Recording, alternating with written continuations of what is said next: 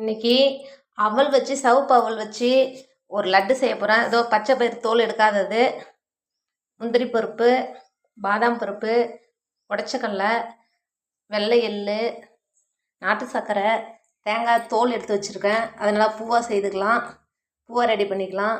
திராட்சை, ஊத்துக்குழி, நெய் எல்லாம் வச்சு ஒரு லட்டு செய்ய போகிறேன். ஒரு லட்டு செய்யறதுக்கு சிவப்பு அவலை நல்லா கழுவிட்டு வேக வச்சாச்சு. தண்ணியை வடிச்சிட்டு கொஞ்சமாக தண்ணி வச்சு வேக வச்சு வெந்துருச்சு. பச்சை பயிரும்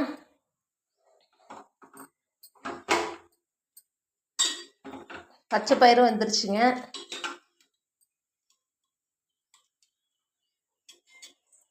அவ்வளோதான். பாத்திரம் காஞ்சிடுச்சு. அதுக்கு தேவையான அளவு நெய் ஊற்றிக்கலாம்.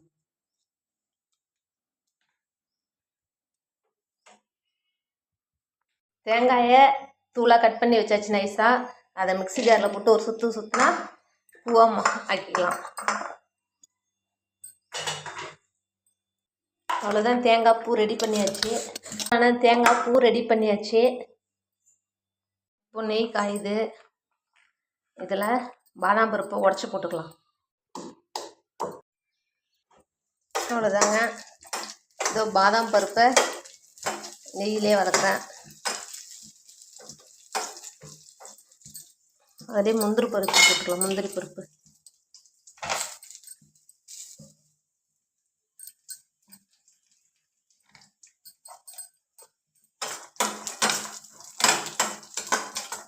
அவ்வளோதான், போதும்.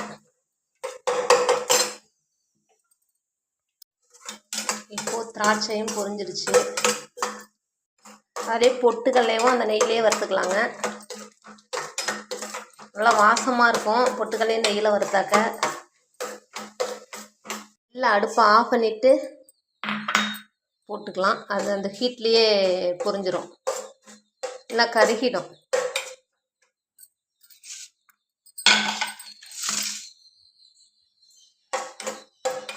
எள்ளுலேயே தேங்காய் பூவையும் கொட்டிக்கலாம். அடுப்பை ஆஃப் பண்ணிட்டு தான் கொட்டினேன். மீடியமாக அடுப்பை வச்சுக்கலாம். ஆஃப் பண்ணிட்டேன், போதும். என்ன பற்ற வச்சுக்கலாம், கருகு மாதிரி ஆகிடும். பூ அப்படியே கூட போடலாம், அது நல்லா இருக்காது, அப்புறம் கெட்டு போயிடும். கொஞ்சம் நெய்யில் வறுத்து வச்சுக்கிட்டோம்னாக்கா ஒரு வறுத்து வச்சுக்கலாம். நெய்யில் தேங்காய் பூவையும் வறுத்து போட்டோம்னா தான் நல்லா மணமாக இருக்கும். இதோ இதை ஆறிடுச்சு. இதை வேறு பாத்திரத்தில் மாற்றிக்கலாம். இப்போது வேக வச்ச பச்சை பயிரும் ஆறிடுச்சு. அதை ஒரு சுட்டு போட்டுக்கலாம் மிக்சியில் போட்டு. இது அவள் சிவப்பு அவலை மிக்சியில் போட தேவையில்ல, அது நல்லா குழஞ்சி போய் வந்துடுச்சு. அது 5 நிமிஷத்துல நல்லா குழஞ்சிடுச்சு, நல்லா மசிஞ்சிடுச்சு சூப்பராக. இதோ இது சிவப்பு அவலும் நல்லா மசிஞ்ச மாதிரி இருக்குது. இதெல்லாம் நெய்யில் வறுத்து வச்சாச்சு. வெல்லம், நாட்டு சர்க்கரை. இப்போது வானல் காயிட்டும். கொஞ்சம் நெய்யை ஊற்றிக்கலாம். நெய் காஞ்சிடுச்சு. பச்சை பயிரை போட்டுக்கலாம், அரைச்ச விழுத. நெய்யில் நல்லா வதக்கிக்கலாம். நல்லா கிண்டிட்டு இந்த சிவப்பு அவல் வேக வச்சு வச்சுருக்கோம்ல, அதையும் போட்டு கிண்டிக்கலாம்.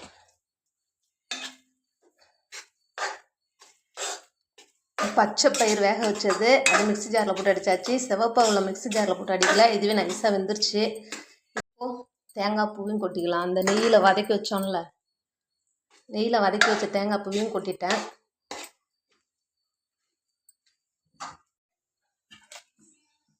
இதுலேயே இதோ இந்த நாட்டு சர்க்கரை எடுத்து வச்சுருக்கல, இதையும் கொட்டிக்கலாம். இது கொஞ்சம் இதோ நாட்டு சர்க்கரையை கொட்டிட்டேன். நாட்டு சர்க்கரையும் கொட்டிட்டு நல்லா கிண்டி விடலாம். இப்போது இந்த நெய்யில் வறுத்து வச்சுருக்கல எல்லாத்தையும் கொட்டிக்கலாம். சூப்பரான லட்டு ரெடியாக போகுது.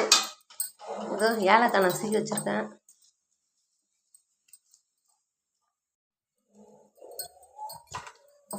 ஏலக்காய் பொடியும் போட்டுக்கலாம்.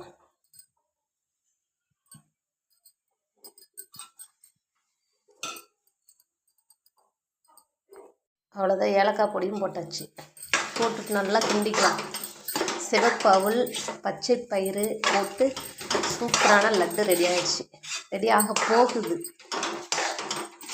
இது நல்லா இறுகிடணும். கொஞ்ச நேரத்தில் அடுப்பு ஆஃப் பண்ணி வச்சாலும் இறுகிடும்.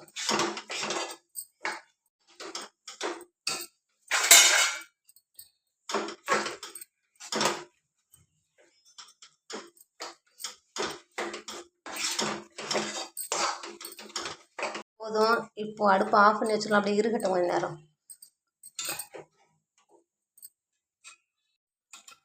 அவ்வளோ வேக வைக்கும் போதே கொஞ்சம் உப்பு போட்டுக்கிட்டேங்க. ஏன்னா சொல்ல மறந்துட்டேன். சூடு இருக்குது. கொஞ்சம் யாருன்னா கொஞ்சம் இறுகிடும். பிடிச்சி வச்சோம்னாலே நல்லா இறுகிடும். சுடுது. இதில் லட்டே பிடிக்க தேவையில்ல, அப்படியே சாப்பிட்லாம். இருந்தாலும் பிடிச்சி வைக்கிறேன்.